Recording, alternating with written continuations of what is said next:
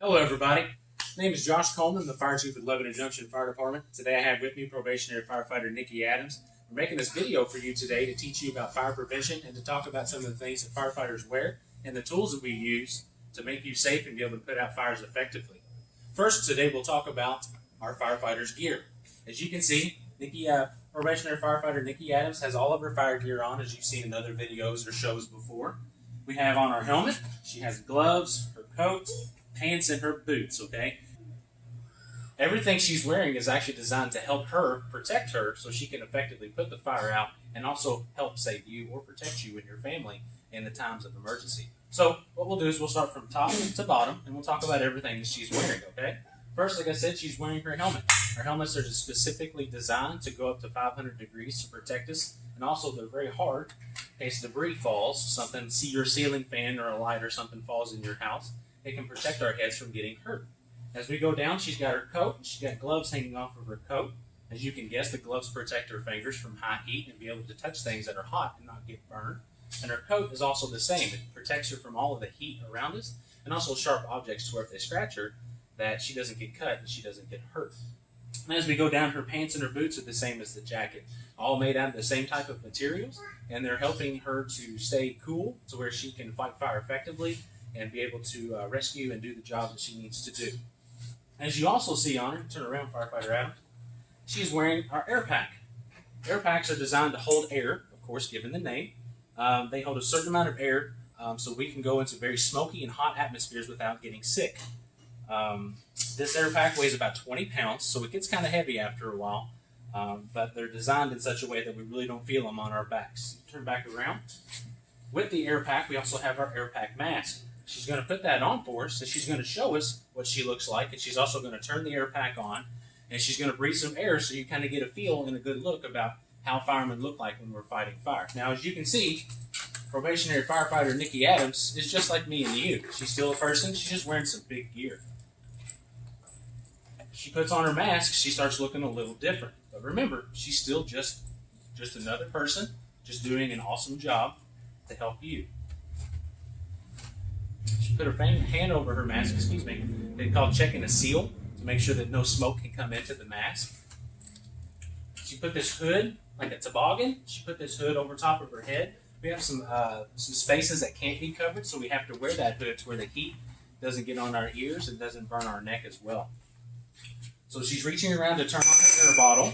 It's pretty loud. Takes a couple of turns to make sure it's on all the way. As you can tell, they're loud, but in a lot of these environments, there's a lot of loud noises going on. The fire can actually be loud. Fire truck sirens and things can be loud, so we need to hear those loud noises to know what's going on with our own equipment. So she's you can show me back in my car and service. clipping in her regulator. Oh, she's having a little difficulty, so it's all good. There we go. She has her helmet forward. There you go. So, now she looks kind of different, right? She's strapping her, attaching her strap for her helmet so her helmet doesn't come off. Without a helmet, it'd be no good to even have one.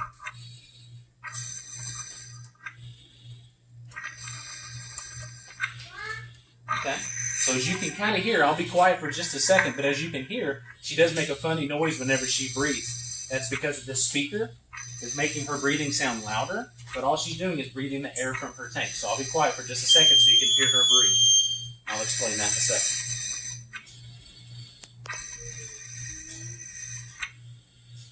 Okay, the thing that you keep hearing over here, it's called, it's a device, it's a pass device, to where if we stay motionless, if we don't move for a certain amount of moments, seconds, it's about 20 seconds, the device will go off to tell us to keep moving.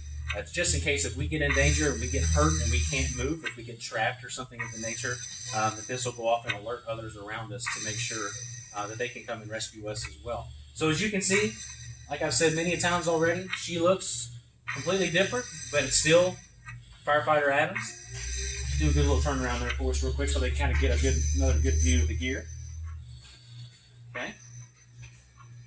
Now, we didn't have her put her gloves on, but as you can see, her gloves right here, just like your winter gloves when you play in the snow, but they just kind of help keep the heat off, not the cold.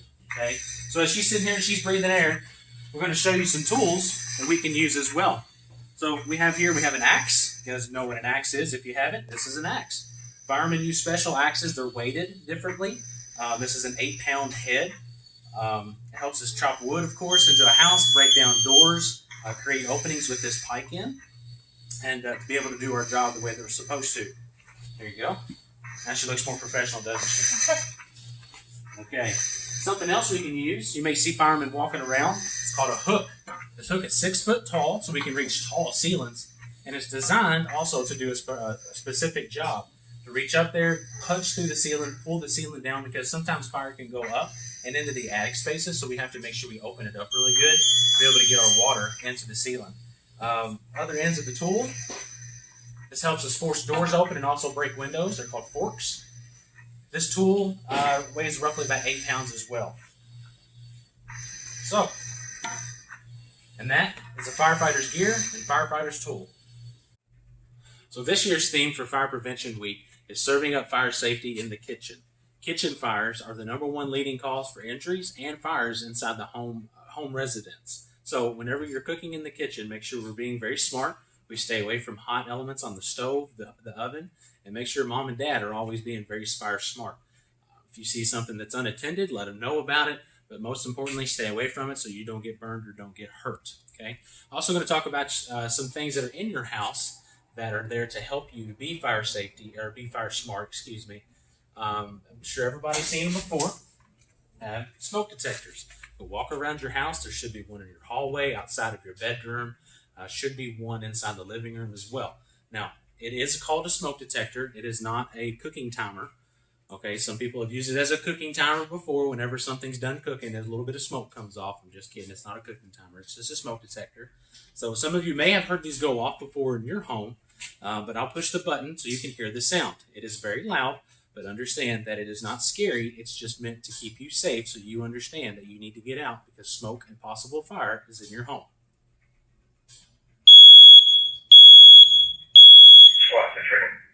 So, if you hear that, it only goes off whenever there's smoke, just like the picture behind me shows. Crawl low and smoke. But as you can see, there's smoke. Smoke detector would be going off, so what we need to do is just like this picture showing us. We need to get low to the ground if there is smoke. We need to get to the wall, and we need to crawl safely to our exit to where we can get out of the house in a safe manner so we can get out of the situation so we can be fine. To do this, you need to have pre-fire plans built up with your family. So basically if I'm in my bedroom and I hear the smoke detector go off, what do I need to do? Of course, you crawl low and smoke, but you also need to have a route. Am I going out of my bedroom, taking a left and then a right out the front door? Or am I just jumping out my window because I'm on the first floor? On the second floor, don't jump out your window. But have a plan ready for your family. Make sure your mom and dad knows as well that whenever this goes off, we need to do something about it. If it is going off and you do get out of the house, make sure you stay out. Do not go back in the house, especially if there is fire or if there is smoke, okay? That would be a very dangerous thing to do, is to go back into the house, because that's a very dangerous environment, and where you are outside of the house is a very safe environment, okay? I know you may have your toys or your precious blankie or something may be in there, but that's better off staying in there and you staying out so you can be safe, okay? So something else that we always talk about in Fire Prevention Week is we don't play with matches, of course. You know, some things like that. We don't play with matches. We don't play with fire. I know a lot of us, we like to go camping. We like to have fire pits in our backyard, roast some marshmallows and things like that. But we also need to make sure we understand we don't play with those. We let our parents, more responsible people, take care of those things, okay? But just in case something happens and your clothes do catch on fire, okay? It's scary to think about, but it can happen. But you need to be very smart and well ready that when it does happen, you need to stop, drop, and roll. Today I've got probationary firefighter Nikki Adams with us, and she's going to demonstrate, or she's in her fire gear, she's going to be demonstrating for us the proper way to stop, drop, and roll. Okay? First, just like it says, first just stop. Even though you're on fire, you have a little fire on your clothing or something's happening, you stop, you're going to cover your face, you're going to go down to your knees on the ground, and you're going to lay on your belly. And then from there, you're going to roll around, just like she's doing. Okay, good. There you go. Good job. Until the fire is out. Okay? Once the fire is out, then you can get up. You can definitely let a responsible parent know, somebody that's older, so we can, if you are hurt or injured, they can take care of you and go from there. Okay? definitely ask you to be fire safety and be fire smart.